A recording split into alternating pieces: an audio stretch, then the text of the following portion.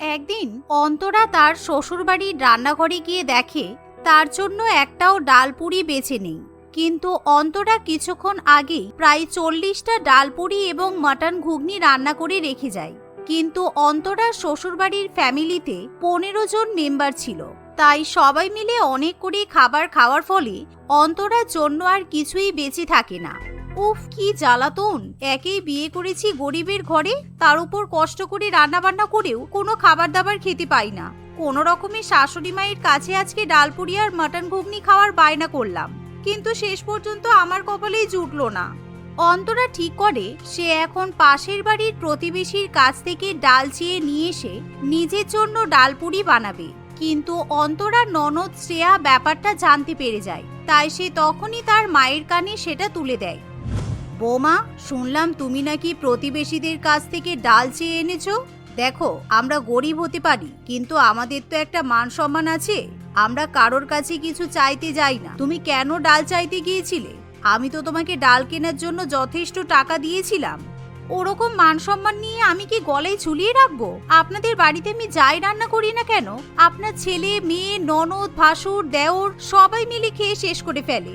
আমার জন্য তো একটাও কিছু বাঁচে না, আমি না খেয়েই থাকি। এটা তো আপনার চোখে পড়ে না, কিন্তু আমি একবার ডাল চেয়ে এনেছি, সেটা আপনার ঠিক চোখে পড়ে গেছে। আহ বৌমা, তুমি তোমার শাশুড়ি মায়ের সঙ্গে এভাবে কথা বলছো কেন?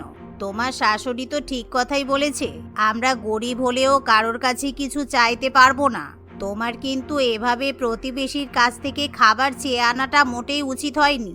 তাহলে আপনাদের যদি এতই মান সম্মানের খেয়াল থাকে, তাহলে নিজের ছেলে মেয়েকে বলুন না ইনকাম করে খেতে। সবাই তো আমার বরের টাকাতেই চলে, আর এই জন্যই আমরা কিন্তু গরিব। আপনার তো 3টে দিব্যিধারী ছেলে আছে, তাদেরকে বলুন যেন কাল থেকে কাজে যায়। শুধু আমার বরের টাকায় বসে বসে খাবে, আবার আমাকেই কথা শুনতে হবে। অন্তরা এভাবে তার কাকি শাশুড়ি মায়ের মুখের উপর অনেক কথা শুনিয়ে দেয়। আসলে অন্তরার শ্বশুরবাড়িতে দিব্যি প্রাপ্তবয়স্ক ছেলে মেয়ে ছিল, যারা অন্তরার স্বামী রাহুলের টাকাতেই বসে বসে খেত। তাই রাহুল যতই টাকা ইনকাম করে আনতো, সব টাকাই তাদের পরিবারের 15 জন সদস্যর খাওয়া দাওয়ার পেছনেই চলে যেত। ফলে তারা জীবনে কোনোদিনও বড়লোক হতে পারে না। একদিন অন্তরা বাজার করতে যায়। এমন সময় অন্তরার খুড়তুতো দেওর অজয় অন্তরাকে ফোন করে বলে, হ্যালো বৌদি, শোনো না, তুমি আমার জন্য 4টে মাউন্টেন ডিউ আর 1 কেজি চিকেন নিয়ে এসো না। আসলে আমি তোমাকে বলতে ভুলেই গিয়েছিলাম, আমার বন্ধুরা আজকে আমাদের বাড়িতে পার্টি করতে আসবে, তাই তুমি কিন্তু অবশ্যই চিকেনটা বাড়ি নিয়ে গিয়ে রান্না করবে, আর ওই মাউন্টেন ডিউগুলো ফ্রিজে রেখে দিও। এই বলে অজয় ফোন কেটে দেয়, যার ফলে অন্তরা অজয়কে কিছু বলারও সুযোগ পায় না। এমন সময় রাহুল অন্তরাকে কিছু টাকা পাঠিয়ে ফোন করে বলে, শোনো না, শুনলাম অজয় নাকি ওর বন্ধু বান্ধবদের নিয়ে পার্টি করতে চাইছে, তাই আমি তোমাকে টাকা পাঠিয়ে দিয়েছি। তুমি অজয় যা যা বলবে কিনে নিয়ে এসো, কেমন? আর আমারও কিন্তু আজকে বাড়ি ফিরতে লেট হবে, ওভারটাইম কাজ করতে হবে, তাই তুমি আমার জন্য ওয়েট করো না। এই শোনো, তোমার মাথায় কি গোবর পোড়া আছে? তুমি যদি তোমার ভাই বোনেদের এভাবেই সারা জীবন বসিয়ে বসিয়ে খাওয়াতে থাকো, তাহলে আমরা কিন্তু জীবনে 2টো টাকার মুখ দেখতে পারবো না। তুমি যা টাকা ইনকাম করো সবই তো তোমার ফ্যামিলি মেম্বাররা খেয়ে উড়িয়ে দেয়। আহা, তুমি ওদেরকে এভাবে বলছো কেন? আসলে আমার 2 কাকা মারা যাওয়ার পর আমরাই ওদেরকে মানুষ করেছি। ওরা ছোট ছেলে মেয়ে কি করবে তাই ভেবে আমি ওদেরকে কিছু বলি না, যখন যা চাই তাই দিই। কিছুদিন বাদে ওরা বড় হয়ে কাজ তো করবেই, তাই না? হ্যাঁ রাহুল, কিন্তু তুমি একটা ব্যাপার কেন বুঝতে পারছো না? তোমার ভাই বোনেরা যথেষ্ট বড় হয়েছে, ওদের এবার একটু কাজকর্ম করার দরকার আছে। তুমি প্লিজ আর ওদেরকে মাথায় তুলো না, ওদেরকে বলো কোনো একটা কাজ করতে, তাহলে তোমার উপর চাপটা কমবে। একটা মানুষের পক্ষে 15 জন মানুষের পেট চালানো অতটাও সহজ নয়। অন্তরা রাহুলকে বোঝাতে চাইলেও রাহুল কিছুই বুঝতে চায় না, কারণ রাহুল তার পরিবারকে খুবই ভালোবাসে। রাহুলের 2 কাকা মারা যাওয়ার পর তাদের 6 ছেলে মেয়েকে মানুষ করার দায়িত্ব রাহুল এবং তার বাবাই নিয়ে নেয়। তাই রাহুল সবকিছু বুঝেও তার ভাই বোনেদের কাজ করার কথা কখনোই বলতে পারে না। ও বৌমা, কোথায় ছিলে এতক্ষণ? কত বেলা হয়ে গেল, খাবার দাবার খেতে দিলে না। তোমার তো শাশুড়িদের প্রতি কোনো দায়িত্বই নেই দেখছি। আর শোনো, আমার ওষুধটা শেষ হয়ে গেছে, গিয়ে আমার ওষুধটা নিয়ে এসো। আসলে আমি বাজার করতে গিয়েছিলাম, তাই আমার একটু লেট হয়ে গেল। বাজার করে এসেই তো আমার সমস্ত টাকা শেষ হয়ে গেছে। আপনি ওষুধের টাকা দিন, আমি এখনই ওষুধ এনে দিচ্ছি। আমার কাছে টাকা কোথা থেকে আসবে? তুমি এক কাজ করো, ওষুধের দোকানে গিয়ে রাহুলের নাম করে ওষুধগুলো নিয়ে এসো। রাহুল বাড়ি ফেরার সময় টাকা মিটিয়ে দেবে। এমন কথা শুনে অন্তরার খুব রাগ হয়, কিন্তু অন্তরা কি বলবে কিছুই বুঝে উঠতে পারে না। ঠিক তখনই সোনালী দেবীর মেয়ে শিলা অনেকগুলো ব্যাগপত্র নিয়ে বাড়িতে ফিরে আসে। শিলার হাতে অতগুলো ব্যাগ দেখে অন্তরা ভীষণই আশ্চর্য হয়। এই দেখো মা, রাহুলদার কাছ থেকে টাকা নিয়ে আমি তোমার জন্য একটা 2000 টাকা দামের শাড়ি কিনে এনেছি। আর এই দেখো, আমার জন্য বেশ কিছু সুন্দর টপ, কুর্তি আর চুড়িদারও কিনেছি। আমি রাহুলদাকে বলেছি আমার কলেজে সেমিস্টারের ফিস লাগবে, কিন্তু সেমিস্টার ফিস অনেক কম ছিল, বাকি টাকাটা আমি মেরে দিয়েছি। ভালোই করেছিস। দেখিস রাহুল যেন আবার বুঝতে না পারে তুই ওর টাকা দিয়ে এত দামি দামি জিনিস কিনেছিস। তাড়াতাড়ি করে সব লুকিয়ে ফেল, যাতে কেউ দেখতে না পায়। কিন্তু অন্তরা দরজার আড়াল থেকে সবই দেখতে পেয়ে যায়। এতে করে অন্তরা খুব ভালো মতোই বুঝতে পারে যে তার পরিবারের সবকটা সদস্য রাহুলকে বোকা বানিয়ে তার কাছ থেকে টাকা পয়সা নেয়। রাহুলের পরিবারের লোকেদের কোনো রকম কষ্ট থাকে না। না, আমাকে দেখছি এর কোনো না কোনো একটা ব্যবস্থা করতেই হবে, না হলে আমাদের ভীষণ কষ্ট হবে। কারণ রাহুলকে বললেও রাহুল শুনবে না, আর এই বাড়ির লোকেদের কোনো কান আছে বলে আমার তো মনে হয় না। দেখতে দেখতে এভাবেই সময় কাটতে থাকে, কিন্তু প্রত্যেক দিনই রাহুল ওভারটাইম কাজ করে রাত 11টার সময় বাড়িতে ফিরে আসে। রোজই রাহুলের ভাই বোনেরা রাহুলের কাছ থেকে টাকা চায়, আর সেই টাকা দিয়ে তারা ফুর্তি করে ঘুরে বেড়ায়। রাহুল, অনেকদিন ধরে তুমি তো ওভারটাইম কাজ করছো। এরকম ভাবে চলতে থাকলে তোমার শরীরের অবস্থা তো খুব খারাপ হয়ে যাবে। এক কাজ করো, তুমি আজকে রেস্ট নাও, আজকে তোমাকে কাজে যেতে হবে না। অনেকদিন হয়ে গেল তুমি প্রত্যেক দিনই কাজে যাচ্ছ, একদিনও কিন্তু অফ দিচ্ছ না। অন্তরার কথা শুনে সেদিন রাহুল আর কাজে যায় না, যা দেখে অন্তরা খুবই খুশি হয়। এমন সময় অন্তরা 10,000 টাকা নিয়ে রাহুলের কাছে যায়। আসলে অন্তরা বাড়িতে বসেই জামা কাপড় সেলাই করে 10,000 টাকা জমিয়েছিল। শোনো না, বলছি বিয়ের পরে আমরা তো একবারও হানিমুনে গেলাম না। তুমি তো সবসময় বলো তোমার সময় নেই, তোমার মা বলে আমাদের সংসারে টাকা নেই, কিন্তু আমার জমানো কিছু টাকা ছিল। এই টাকা দিয়ে চলো আমরা একটু দার্জিলিং থেকে বেরিয়ে আসি। আর তুমি যেহেতু ওভারটাইম কাজ করেছো, আশা করি তুমি 5 দিনের ছুটি নিলে তোমাকে কিছু বলবে না। বাবা, তুমি তো দেখছি আবার আমাদের হানিমুনে যাওয়ার জন্য টাকাও জমিয়েছো। আসলে আমারও প্রত্যেকদিন ভেবে কাজে যেতে ভালো লাগছে না। সত্যি আমি খুব টায়ার্ড হয়ে গেছি। ঠিক আছে, দাঁড়াও, আমি তাহলে মাকে বলে আসি যে আমরা হানিমুনে যাব।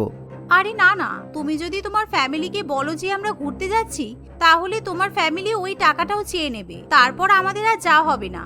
চলো আমরা বাড়ি থেকে বেরিয়ে যাই, তারপর ফোন করে বলবো যে আমরা হানিমুনে এসেছি। অন্তরার কথাটা রাহুল আর ফেলতে পারে না। সেদিনই রাহুল এবং অন্তরা চুপি চুপি বাড়ি থেকে কেটে পড়ে। দিদি, ও দিদি, তোমার বৌমা কোথায় গেল? বৌমাকে তো আজকে সকাল থেকে দেখছি না, উনুনে রান্না বান্না চড়েনি। কি ব্যাপার বলো তো? রাহুলকেও তো সকাল থেকে দেখতে পাচ্ছি না। কি ব্যাপার, কোথায় গেল সবাই? তা তো জানি না, অবশ্য বৌমা আগের দিন বাপের বাড়িতে যাওয়ার কথা বলছিল, হয়তো বৌমা বাপের বাড়িতেই গেছে। অবশ্য শুনছিলাম রাহুল আর বৌমা নাকি ওর বাপের বাড়িতে অনেকদিন থেকে আসবে। তুমি একটা কাজ করো, তোমার মেয়েদের বলো রান্না বান্না করে নিতে। সে কি, আমার মেয়েরা রান্না করবে? ওরা তো কোনোদিনও রান্না বান্না করেনি। এতদিন তো সব তুমি আর আমি সামলে এসেছি, কিন্তু আজকে তো বাজারও করা হয়নি। রাহুল কি টাকা পয়সা কিছু দিয়ে গেছে? না না, রাহুল তো কোনো টাকা পয়সা দিয়ে যায়নি। এক কাজ করো, তোমার ছেলেদের এবার একটু কাজবাজ করতে বলো। আর কতদিন রাহুলের টাকায় সংসার চলবে? রাহুল তো এখন বিয়ে থা করেছে, ওর একটা সংসার হয়েছে, এখন রাহুলের কাছে টাকা চাইতেও তো খারাপ লাগে। না না, আমাদের ছেলেরা তো কোনোদিনও কাজবাজ করেনি, ওরা কি করে কাজ করবে? থাক, রাহুল না হয় বাড়ি এসে টাকা মিটিয়ে দেবে। চলো দিদি, তুমি আর আমি গিয়ে ধার করে বাজার নিয়ে আসি। এই মনে করে সোনালী দেবী এবং শেফালি দেবী বাজার করতে চলে যায়, কিন্তু কেউ তাদেরকে ধারে বাজার দিতে চায় না। তার উপর বাসন্তী দেবীও স্পষ্টভাবে জানিয়ে দেয় তার কাছে কোনো টাকা নেই, যার ফলে সোনালী দেবী এবং শেফালি দেবী বাধ্য হয়ে তাদের ছেলেদেরকে বলে, এই ওঠ, তাড়াতাড়ি ঘুম থেকে ওঠ, আর কতক্ষণ শুয়ে থাকবি? যা গিয়ে কিছু কাজ কর। তোরা কাজ না করলে আজকে দেখছি আমাদের না খেয়ে থাকতে হবে। কিন্তু এখন কি কাজ করব? এরকম ভাবে হঠাৎ করে কোনো কাজ পাওয়া যায় নাকি? কাজ পেতে গেলেও তো সময় লাগে। অত শত জানি না, তুই আজকে কাজ খুঁজতে যা। শুধু তোর জন্য নয়, তোর ভাই বোনেদের জন্য কাজ খুঁজে আনবি। রাহুল নাকি শুনলাম অনেক দিনের জন্য ওর শ্বশুর বাড়িতে থাকবে, কিন্তু ততদিন কি আমরা না খেয়ে থাকবো? বাড়িতে খাবার দাবার নেই, টাকা নেই, কিছুই নেই দেখে বাধ্য হয়ে অজয়, শিলা, শ্রেয়া, বিজয় এবং বাকি ভাই বোনেরা সবাই কাজ খুঁজতে বেরোয়। কয়েকদিনের মধ্যেই তারা সবাই টুকটাক কাজ পেয়ে যায়। ফলে রাহুল বাড়িতে না থাকলেও শেফালি দেবী, সোনালী দেবী এবং তাদের ছেলেমেয়েরা কোনো রকমই সংসার চালিয়ে নেয়। কিছুদিন বাদে রাহুল এবং অন্তরা বাড়িতে ফিরে আসে। বাড়িতে এসে নিজের ভাই বোনেদের কাজে যেতে দেখে রাহুল খুবই আশ্চর্য হয়। এতদিন তুমি খুব বলতে তোমার ভাই বোনেরা নাকি কাজকর্ম করতে পারে না। এই দেখো, ওরা তো দিব্যি নিজেরাই ইনকাম করে খাচ্ছে। ঠেলায় না পড়লে বিড়াল গাছে ওঠে না, বুঝতে পেরেছো? সেদিন থেকে রাহুল এবার সংসারে টাকা দেওয়াও বন্ধ করে দেয়। ফলে রাহুলের টাকা পয়সা অনেকটা বেঁচে যায়। তাই অন্তরার শ্বশুরবাড়ির লোকেরা আর আগের মতো গরিব থাকে না। এখন তাদের জয়েন্ট ফ্যামিলিও আলাদা হয়ে যায় এবং তারা নিজের নিজের টাকাতেই সংসার চালাতে থাকে। মহুয়া ও পাপিয়া ছোটবেলা থেকে একে অপরের খুব ভালো বন্ধু ছিল। তাদের বন্ধুত্ব এতটাই নিবিড় ও পরিপূর্ণ ছিল যে দেখলে মনে হতো ঈশ্বর তাদের দুজনকে একে অপরের পরিপূরক করে পাঠিয়েছেন। একদিকে মহুয়া ছিল শান্ত মেজাজের বুঝদার মেয়ে, আর অপরদিকে পাপিয়া রাগী ও খিটখিটে মেজাজের ছিল। তার সামনে কেউ একটু মেজাজ দেখিয়ে কথা বললে সে সেটাও সহ্য করতে পারত না। ও হ্যালো, তুই কলেজে দেরি করে এসেছিস, তোকে তো অপেক্ষাই করতে হবে। সে তুই সিনিয়র হোস আর যাই হোস না কেন, দেখছিস না আমরাও এখানে দাঁড়িয়ে আছি। এই তুই কি রে? তুই আমাদেরই ক্লাসমেট হয়ে ওদেরকে সাপোর্ট করছিস? আর এটা তুই কেন করছিস আমার সেটা ভালোভাবেই জানা আছে। তোর চরিত্রই খারাপ। প্রতি বছর কলেজে নতুন মেয়েদের দেখলে তোর দরদ উতলে পড়ে, তাই তো? আরে তুই এগুলো কি বলছিস? আমাদের এখানে সেলফ রেসপেক্ট আছে। আমরা সিনিয়র, এরা আমাদের দাদা বলে সম্মান করে। তুই এদের সামনে আমাকে ইনসাল্ট করতে পারিস না। হ্যাঁ হ্যাঁ, চুপ কর।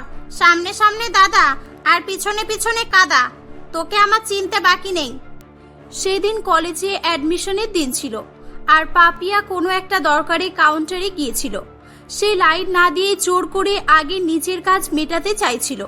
তাকে এটা করতে দেখে তাদেরই ক্লাসমেট বন্ধু চঞ্চল তাকে বাধা দিলে সে তার সঙ্গে ঝগড়া করতে শুরু করে। আসলে পাপিয়া এরকমই ছিল। তার বিরুদ্ধে কেউ কথা বললে সে কাউকে সহ্য করতে পারত না, শুধুমাত্র মহুয়াকে ছেড়ে। আর এটা প্রথম থেকেই তাদের বন্ধুরা সকলেই জানত। পাপিয়া আর চঞ্চলের সঙ্গে ঝগড়া হচ্ছে দেখে তাদের একটি বন্ধু মহুয়াকে সেখানে ডেকে আনে। মহুয়া এসে তাকে বুঝিয়ে সেখান থেকে নিয়ে যায় এবং পরে সে চঞ্চলের কাছেও ক্ষমা চায়। দেখো চঞ্চল, তুমি তো জানো পাপিয়া কেমন। ওর হয়ে আমি তোমার কাছে ক্ষমা চাইছি। আসলে ও রেগে গেলে কাউকে ছেড়ে কথা বলে না, আর আমি জানি এখানেও তোমার হয়তো কোনো দোষ নেই। আরে না না, সেটা ব্যাপার নয়। আমি জানি তুমি খুব ভালো, ওকে তো আমিও বন্ধু ভাবি, কিন্তু মাঝে মাঝে যেন ওর মাথাটা খারাপ হয়ে যায়। তোমাকে তো অনেক ভালো বলতে হয় যে তুমি এতদিন ওর সঙ্গে ওকে মানিয়ে নিয়ে আছো। সত্যি ওর যা মেজাজ, ওর নিজের বোন হলেও হয়তো ওর সঙ্গে এরকম মিলেমিশে থাকতে পারতো না। একদিন না একদিন ঝগড়া তো হতোই। এভাবেই শুধু চঞ্চলই নয়, তাদেরকে যারা যারা চিনত তারা একই কথা বলতো। এভাবে বেশ কয়েকদিন কেটে যায়। এমনই একদিন তাদের কলেজের রেজাল্ট আউটের দিন ছিল। সেদিন সকালবেলা, উফ, এই মেয়েটাকে নিয়ে কি যে করি। আজকে রেজাল্ট আউটের দিন, আর আজও বাবু পড়ে পড়ে ঘুমাচ্ছে। এতবার করে ফোন করছি, তুলছেই না। একে তো সারা রাত ঘুমিয়ে ঘুমিয়ে পড়াশোনায় ফাঁকি মারে, আজকে রেজাল্টের দিনেও দেখো সেই একই জিনিস। 11টায় অনলাইনে রেজাল্ট আউট হবে। ভাবছি দুজন মিলে অনলাইনে একসঙ্গে রেজাল্ট দেখবো, তা নয়, আমাকে একাই দেখতে হবে। এসব ভাবতে ভাবতেই বেলা 11টা বেজে যায়। মহুয়া নিজের রোল নাম্বার দিয়েই অনলাইনে রেজাল্ট দেখে, কিন্তু সে দেখে সে ফেল করেছে। তখন তার মন ভেঙে যায়। সে মনে মনে খুবই দুঃখ পায়। এ বাবা, আমি ফেল করলাম কিভাবে? এবার যদি পাপিয়া পাশ করে তাহলে আমার মান সম্মান একটুও থাকবে না। ভালোই হয়েছে দুজনে মিলে একসঙ্গে রেজাল্ট দেখিনি, হয়তো ও আমাকে ফেল করতে দেখে খুবই মজা করত।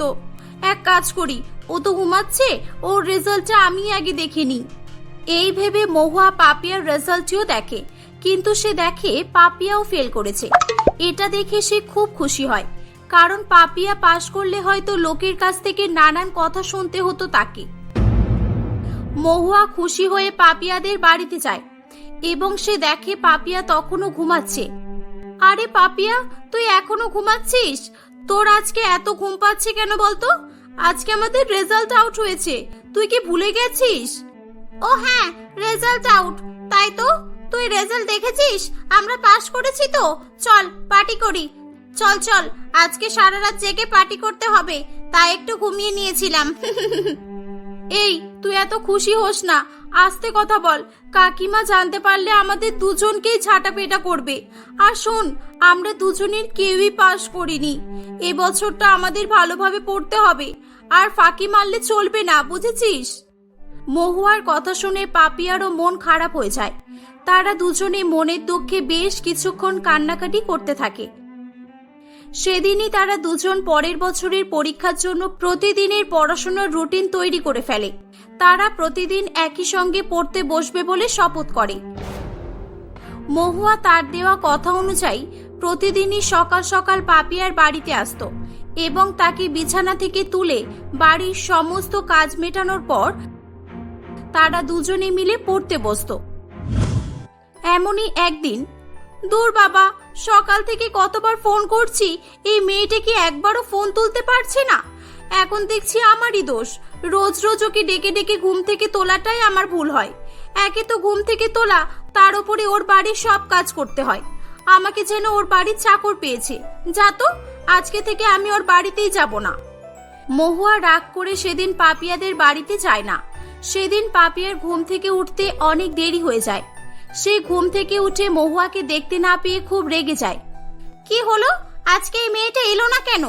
ওর কি মাঝে মধ্যে মাথায় ভূত চাপে? ও না, আমারই ভাবতে ভুল হচ্ছে। আমার মনে হচ্ছে ও আমার থেকে বেশি নাম্বার পাওয়ার জন্য আলাদা করে পড়াশোনা করতে চাইছে। ও নিজেকে কি ভেবেছে? ও আলাদা করে পড়বে, আমাকে আগেই বলে দিতে পারতো। দাঁড়া, কোনটা সত্যি কোনটা মিথ্যে কলেজে গেলেই বোঝা যাবে। পাপিয়া কলেজে গিয়ে দেখে মহুয়া চঞ্চলের সঙ্গে লাইব্রেরিতে বসে আছে। ও, তাহলে ও এখানে এসে পড়া শুরু করেছে আর চঞ্চলের সঙ্গেও মিশছে, তাই হয়তো মহুয়া আমার থেকে আলাদা হতে চাইছে। দাঁড়া, আমি ওদের কাছে গিয়ে লুকিয়ে লুকিয়ে শুনি ওরা কি বলছে, তাহলেই বোঝা যাবে। কিছুক্ষণ পর, চঞ্চল, এত কথা তো হয়ে গেল, তা তুমি আমাকে এখানে ডাকলে কেন সেটা তো বললে না? আরে বলছি, বলার জন্যই তো ডেকেছি। আসলে না, আমি তোমাকে খুব ভালোবাসি, আর এটা অনেকদিন ধরেই বলবো ভাবছিলাম। তুমি সত্যি বলছো চঞ্চল? তুমি আমাকে লাইক করো? হ্যাঁ হ্যাঁ, ও সত্যি বলছে। আর মহুয়া, বাবা, তোর কীর্তি দেখে তো আমার হাততালি দিতে ইচ্ছা করছে। সত্যি, আমি তো ভেবেছিলাম তুই আলাদা পড়াশোনা করার জন্য এখানে এসেছিস, কিন্তু এখানে এসে তো আলাদাই সিন চলছে। এখানে তো ডেটিং হচ্ছে। দেখ পাপিয়া, তুই আমায় ভুল ভাবিস না। তুই যেটা ভাবছিস সেটা কিন্তু নয়। চঞ্চলকে প্রথম থেকে আমার ভালো লাগে, আর ওকে আমি ভালোবাসি। তা ভালোবাস না, আমাকে লুকিয়ে লুকিয়ে করার কি দরকার ছিল?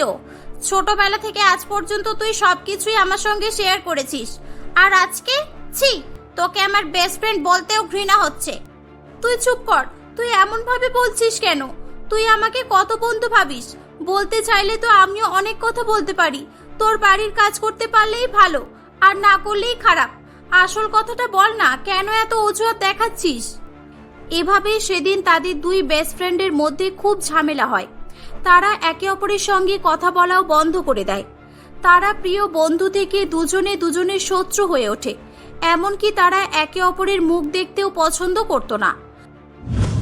চঞ্চল এগুলো সবটাই জানতো, তাই সে একদিন মনে মনে ভাবে, হে ঈশ্বর, এদের কিভাবে আবারও একসঙ্গে করব কি জানি। এরা যেভাবে দুজন দুজনের শত্রু হয়ে গেছে, আমার তো দেখেই ভয় লাগছে। না, এভাবে হবে না, এদের কিছু একটা ব্যবস্থা করতেই হবে। চঞ্চল অনেকদিন ধরেই বিভিন্ন প্রচেষ্টা করতে থাকে, কিন্তু কিছুতেই সে সফল হতে পারে না। এমনই একদিন চঞ্চল লক্ষ্য করে, সে যখন কলেজেরই মেয়ে সায়নীর সঙ্গে কথা বলছিল, তখন পাপিয়া তাকে ফলো করছিল এবং লুকিয়ে লুকিয়ে তাদের দেখছিল। তখনই চঞ্চল মনে মনে একটা বুদ্ধি এঁটে ফেলে এবং কথা ঘুরিয়ে দিয়ে বলে, ওহ সায়নী, তুমিও না আমার ভালোবাসাকে কবে যে অ্যাকসেপ্ট করবে কি জানি। আমি সত্যি সত্যি তোমাকে ভালোবাসি। I really love you from the bottom of my heart. Chanchal, এ তুমি কি বলছো? আমি তোমাকে দাদার চোখে দেখি, আর আমি যতদূর জানি তুমি তো মহুয়াকে ভালোবাসো। ধুর, তুমি মহুয়ার কথা বলে পুরো মুডটাই নষ্ট করে দিলে। মহুয়ার সঙ্গে আমার কবেই ব্রেকআপ হয়ে গেছে, আর ওর সঙ্গে আমার ততটা রিলেশনও ছিল না। আর ও একটা থার্ড ক্লাস মেয়ে। ওসব বাদ দাও। এই, তুমি আমাকে সত্যি সত্যি ভালোবাসো তো, বলো না। এতক্ষণ পাপিয়া পাশ থেকেই এগুলো শুনছিল, কিন্তু চঞ্চলের এরকম উল্টোপাল্টা কথা শুনে পাপিয়া খুব রেগে যায় এবং সে সেখানে এসে বলে, এই চঞ্চল, তুমি কি বললে? মহুয়া বাজে থার্ড ক্লাস, আর ওর সঙ্গে তোমার কখনোই রিলেশন ছিল না, তাই তো? এক্সকিউজ মি, তুমি কি আমাদের কথা শুনছিলে নাকি? আর হ্যাঁ, যদি এটাই শুনে থাকো যে ওকে বাজে বলেছি থার্ড ক্লাস, তোমার কি করার আছে করে নাও। আর শোনো, তুমি ওকে কিভাবেই বা বলবে? তুমি আমার নামে বেশি কিছু বললেও বিশ্বাসও করবে না। পাপিয়া সেখান থেকে ছুটতে ছুটতে মহুয়ার কাছে আসে এবং চঞ্চলের বিষয়ে সমস্ত কথা তাকে বলতে থাকে। কিছুক্ষণ পর তারা দেখে চঞ্চলও সেখানে চলে এসেছে। দেখ মহুয়া, এই সেই চঞ্চল যে তোর বিষয়ে উল্টোপাল্টা কথা বলছিল। আমার তো তখন রাগ হচ্ছিল, ভাবছিলাম ওকে মেরেই আসি, কিন্তু এ তোর কাছে দোষ করেছে, তাই শাস্তি দেওয়ার অধিকার একমাত্র তোরই আছে। কি শাস্তি? পাপিয়া, তুমিও না এখনো বোকা আছো। আসলে আমি ঠিকই করেছি, কিন্তু ভুল পথে। এভাবেই চঞ্চল সেদিন সত্যিটা বলতে থাকে। আসলে চঞ্চল জেনে শুনেই পাপিয়ার সামনে মহুয়ার বদনাম করছিল, কারণ সে জানতো তারা দুজন দুজনের যতই শত্রু হোক না কেন, তাদের মধ্যে ভালোবাসার টান এখনো আছে। তাই অন্য কেউ তাদের ক্ষতি করতে চাইলে তারা কেউই ছেড়ে কথা বলবে না। তাই চঞ্চল সেদিন তাদের দুজনকে কথা বলানোর জন্যই সায়নীকে এভাবে বলেছিল। চঞ্চল সেখানে সায়নীকেও নিয়ে এসে সেটা প্রমাণ করে দেয়। এগুলো শুনে পাপিয়া ও মহুয়া দুই বন্ধুই তাদের নিজেদের মধ্যে ভুল বোঝাবুঝির জন্য ক্ষমা চায়। তারা চঞ্চলকে ধন্যবাদ জানায়। এভাবেই তারা দুজনে আবার ভালো বন্ধু হয়ে ওঠে।